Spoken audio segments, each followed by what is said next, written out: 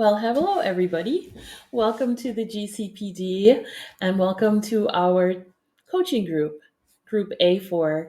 I'm Dr. Lewis, and hopefully you recognize me from last year in the skills courses that you had in year one, advising in commercial disputes. So I'm actually looking forward to being your coach this year. And as you can see, probably from your screen, I have something for us to do. So I will be sending around, along with this video, a link to this particular page in a Figma. So Figma is just a whiteboard for collaboration and for design, and it has some fun things to do. So that's why I've chosen it for us to work on today. What I hope you will do is, before we have our individual meeting, to actually go in here and add some information about yourself. So I'm just going to show you a little bit about what you can do to achieve that. So basically, you can scroll through the board by using the scroll bars on the bottom or on the side.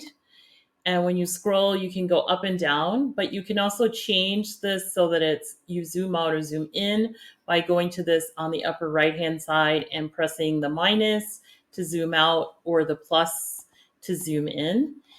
You can also do that on your keyboard by using the minus or the plus key there also. If you are moving around like this, you can press your space bar. It turns into a hand, and then it'll move it around for you. Or you can go down here on the down part of the menu and you can go to the hand tool and you can achieve the same thing. So that's how you get around in this space.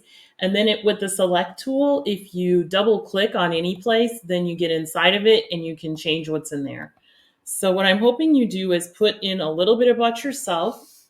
It doesn't have to be something that you would use on your resume or anything. It can just be something that you think is interesting that we can know about you.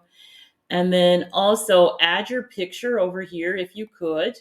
And it doesn't have to be just of you. It can be your picture with someone or something, or something important to you.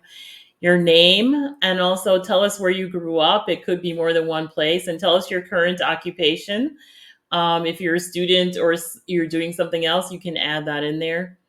And then finally, over here on the right is going to be the fun part. And let me zoom in, because what I would like for people to do is just tell us, where do you fit on introvert versus extrovert, for example, or analytical versus creative, busy versus lots of time, messy versus organized, independent versus team player.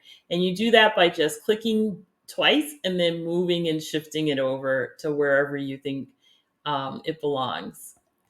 So that's the idea. You'll see that over to the side, I've made also another set of